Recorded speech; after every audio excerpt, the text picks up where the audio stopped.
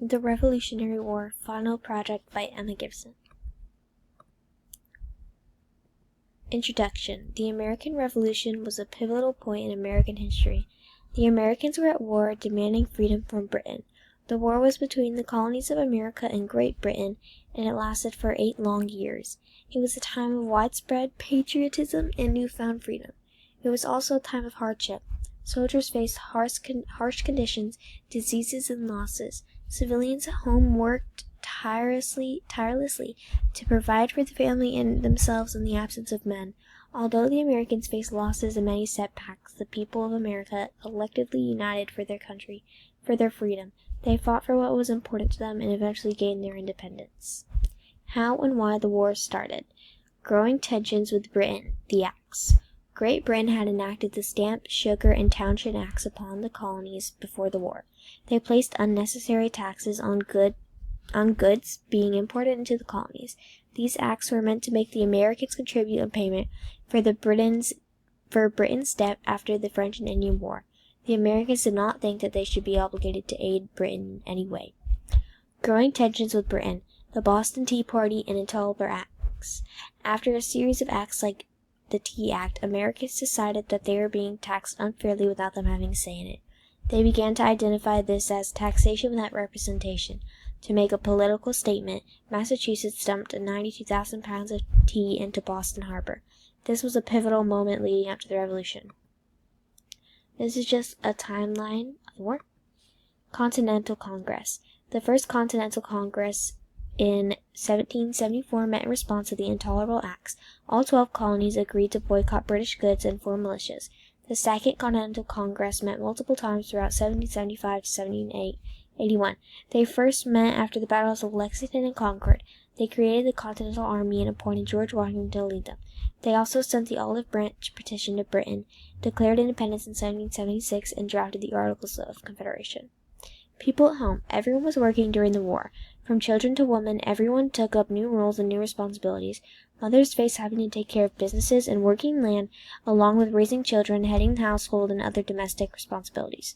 Patriotism was spread profoundly during this time, especially to children. Love of America and longing for freedom drove the soldiers in battle as well as the civilians. Additionally, women would also follow men to war to help nurse injuries, clean linens, and cook. Fundraisers for supplies would also happen occasionally. One concern of the civilians of the colonists was the Quartering Act. This meant that Americans were obligated to house British soldiers in their homes if needed. This caused even more resistance and tension from Americans who opposed British rule. How the course of the war went. The battles of Lexington and Concord. On April 19, 1775, the Battle of Lexington and Concord occurred at Middlesex County, province of Massachusetts Bay, specifically in Lexington, Concord, Lincoln, Metatomee, and Cambridge.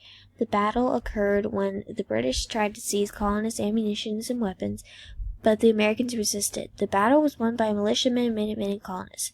It is known for the shot heard around the world, which was the first shot fired during the war by a colonist. Paul Revere also made his famous midnight ride to warn the colonists of the British troops approaching before the fight. Battle of Bunker Hill. On June 17, 1775, the Battle of Bunker Hill was fought at Breed's Hill at Charlestown, Massachusetts. Colonial military led by William Prescott had heard about a British plan to occupy hills around Boston, which caused them to fortify Breed's Hill in order to block British control over the area.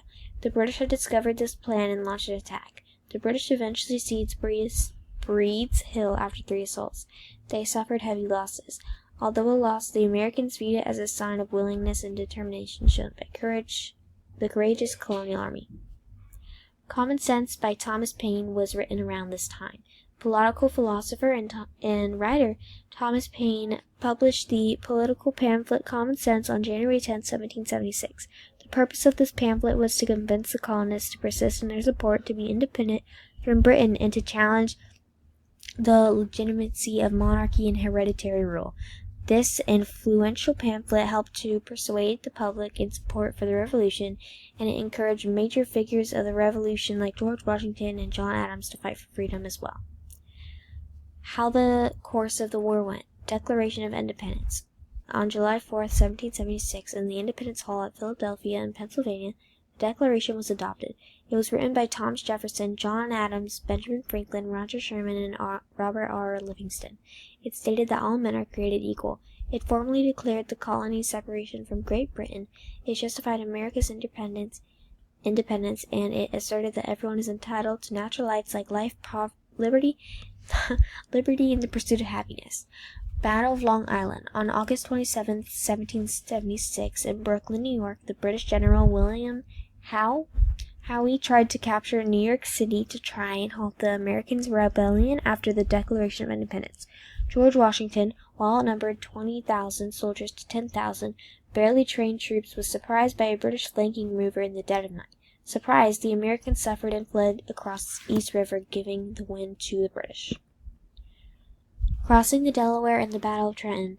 On Christmas night, 1776, Washington and his men were loaded up onto boats to cross the Delaware.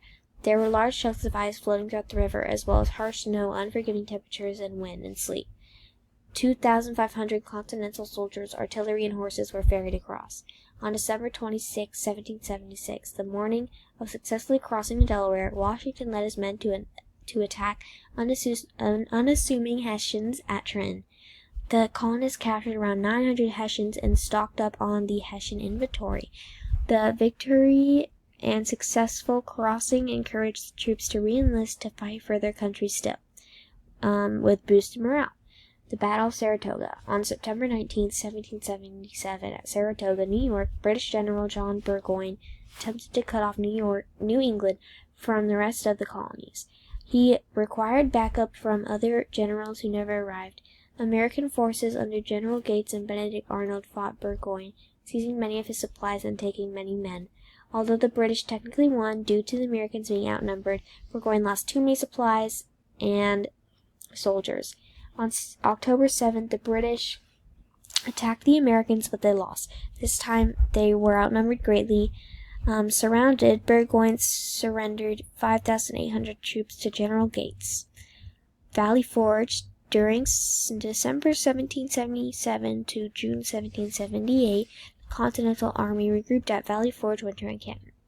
This was a time of shortage and weaknesses. The army had little food, no proper shelter, endured harsh winter, and was infected by a wide spread of diseases. 2,000 plus soldiers met their death from either the cold or the disease. Although beaten down when spring came around, the army emerged united and stronger than ever. Treaty of Alliance. On February 6, 1778, France formally allied with the U.S. The French offered military support, including troops, ammunition, and supplies. Battle of Kings Mountain. On October 7, 1780, near the border of North and South Carolina, 900 Appalachian frontiersmen fought 1,000 Loyalist militia under the command of British Major Patrick Ferguson. Ferguson was killed, and the Loyalists were captured, wounded, or dead. The frontiersmen won. Battle of Cowpens. On January 17, 1781, in Cowpens, South Carolina, the British were outnumbered and overwhelmed by American General Morgan, who used double envelopment, which is a military tactic. British Lieutenant Tarleton barely escaped, and British control in the South weakened significantly. The final siege and Battle of Yorktown. Through September 28th to October 19, 1781, the American forces sieged the British forces' positions at Yorktown. The French Navy, commanded by Admiral de Grasse, blocked the British reinforcements by water. The French and Americans relentlessly bombarded British General Cornwallis for weeks. On October 19th, Cornwallis relented and surrendered. The British government began to negotiate peace and America's independence. This was the final battle of the Revolutionary War. Military tactics used during the Revolutionary War. Americans used strategies like guerrilla warfare, war of attribution, and unusual methods like hit and run, ambushing, and sabotaging. Americans also had an advantage to being on their own territory. They knew the area had shorter supply lines and could rely on locals for support and information. The British used tactics such as divide and conquer, seizing important cities like New England, and naval blockades. Conclusion. After the Battle of Yorktown, the Treaty of Paris was signed on September 3, 1783. This treaty officially ended the Revolutionary War, and it recognized the United States' independence, established U.S. borders, and addressed several other issues such as British troops withdrawal and American debt reimbursement. The war still has an effect on America today.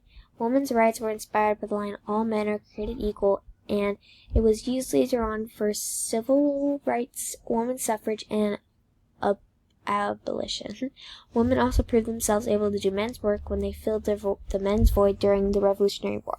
The war also established the U.S. Constitution, the Bill of Rights, and the Declaration of Independence, which are a central role in America today.